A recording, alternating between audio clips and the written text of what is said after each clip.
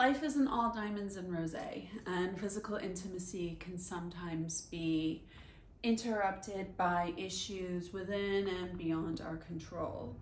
My name's Diana. Welcome to my channel. I'm a content creator, 43 years old, and I'm just sharing my adventures on YouTube. If you like my content, please like, comment, and subscribe, and stay tuned for more. So I know I like to talk about the fun times that I have, but there are obviously times when it's not so fun, and there can be some sexual dysfunction or other issues that get in the way of there being good intimacy. So I'm gonna try to go in chronological order. The beginning being when I was in college. I was 23 or 24 years old, and I started to date this guy who I met in one of my psychology classes. And he was great, very romantic, very handsome. And we went out on a date, had a great time. And I think it was on the second date that we tried to have sex. And I learned then that this guy, I'll name him Peter, that Peter had a type of diabetes that caused like sudden drops in blood pressure, and that deterred him from being able to maintain an erection. We were both in our early 20s, so this was something that I didn't really know how to handle, and that embarrassed him, obviously, because not only was he so young to experience such an issue, but his dad was a famous plastic surgeon, like a very famous plastic surgeon who did plastic surgery on TV. And this was back in the 2000s. This was before social media and all that stuff. He did the plastic surgery for a very, very famous, nationally syndicated TV show. And the dad was a bit of a womanizer, so there were a lot of issues there for a 20-something guy to handle. And I remember after our second date, which the intimacy couldn't be completed because every time we would start, it would stop. He gave me this dildo. Gave me a box dildo. The dildo was like this big and like this thick. And I was just kind of like, what am I supposed to do with this? And he mentioned a sex swing and all this stuff. And I was just kind of like, turned off. I was turned off. And so we stopped talking. He had invited me to go to the Dominican Republic with him and his family to spend time at their villa in Casa de Campo, and then he disinvited me. So at that time, I was very disappointed, and I was probably a brat about it. And then I ended up moving to Miami, and we lost touch. He reached out a couple of times afterwards, but the last time I spoke with him, I think he moved to either Europe or Australia or something. So then I got married. I was married for 8 years. And I'm not going to get into the details, but at the last 4 years of my marriage were dead bedroom. Like for 4 years, I did not have sex with my ex-husband or with anybody. I didn't cheat. So, at the time, I was preoccupied with other life situations. But I just suddenly started to like wake up and say to myself, like, I can't do this. I can't continue this way. And infidelity was not an option for me. Like that's not my style. I wouldn't do that. I take commitments very seriously. So I just remember looking at my ex-husband one day, and I was like, am I really never going to have sex again? and my soul said, yes, you will have sex again. And then I looked at him and I was like, is he the last person I'm ever going to have sex with? And again, my soul said, no, that's not the last person that you're going to have sex with. So then I realized, like, the writing was on the wall. You know what I mean? Like, this marriage couldn't continue. And I did try, but it just wasn't meant to work out. So I have understanding of erectile dysfunction. I have an understanding of dead bedroom. And there's a common theme in these situations that I'll talk about at the end. I also, once I was single, I started to date again. I met this guy, amazing guy. He's Middle Eastern, born in Africa, raised in Europe. Like, now he's an attorney, like, fit, handsome, speaks like 4 languages, you know, a good match for me. You know, like, I'm Iranian, I was born in Europe, raised in the US, like, a lot in common. I remember the first time I went over to his apartment. I realized after a few minutes of hanging out there that I felt this, like, sadness. And I realized, like, I think he's homesick. I said to myself, like, this guy's homesick. He didn't say it, and he didn't indicate it, but I could just tell. I could just tell that he was homesick. He doesn't have any family down here. Most of them are overseas or in other states. And we hung out for a little while, and then we lost touch, but it was just like a "what are you doing" text every now and then. And then finally he admitted to me, he's like, I'm depressed.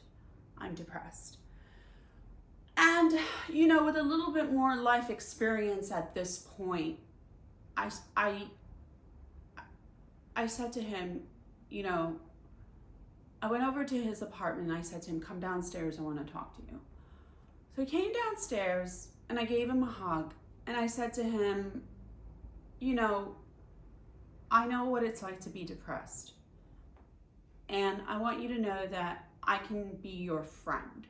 Like, I can't fix his problems. I'm not his wife, I'm not his girlfriend, I'm not his mom. Like, I don't occupy that role to be able to, like, make a doctor's appointment for him or push him to, like, go to therapy or get on medication or whatever might help him. But I said, you know, I can try to be your friend. And I remember pulling away from the hug, and I swear there were, like, tears in his eyes, but he's too tough to be emotional that way, you know? So, I mean, there's really nothing I can do there. And then there are other issues I've encountered. So in my first segment on going to the swinger club, I talk about my date from back home, who came to visit me. And we went to the club and we didn't engage in physical intimacy with each other, and we didn't engage in any physical intimacy with any of the other guests. And I know when a guy is checking out another guy. I can tell when men are checking out other men. And we were there were a lot of naked men there. And I remember he made a comment about a woman's body. She was out of shape, maybe slightly overweight. And he said something like, she shouldn't be walking around like that. Like, she shouldn't be walking around naked. And then later on in the evening, he mentioned something about the men and their penis sizes. Like, he said something like, there weren't that many small dicks there. There were, like, a lot of big dicks there. He said something like there weren't that many small dicks there.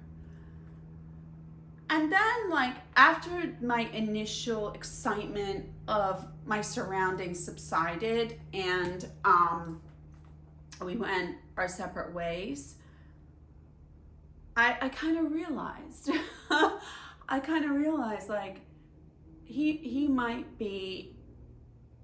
There's lots of different ways to describe it nowadays: asexual, omnisexual, pansexual, sexual. But it's very possible that he's into men, and he went there to check out other men, and maybe he wanted to look at other men's dicks. That would explain why he didn't want to engage in any intimacy. So I asked him, like, are you gay?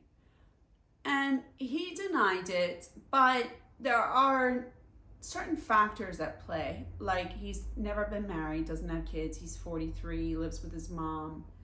He's a successful professional. I think he works for like a real estate company.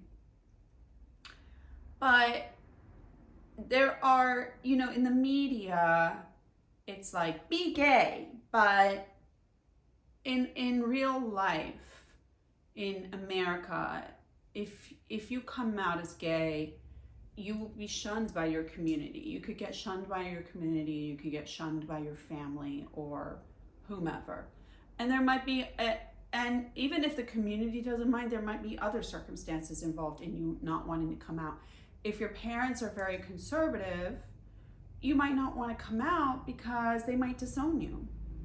And even if you can stand on your own 2 feet, you might decide that your relationship with your parents or your relationship with your community is more important than a personal relationship with somebody. So, these are all different types of things: latent homosexuality or closeted homosexuality, depression, dead bedroom, ED.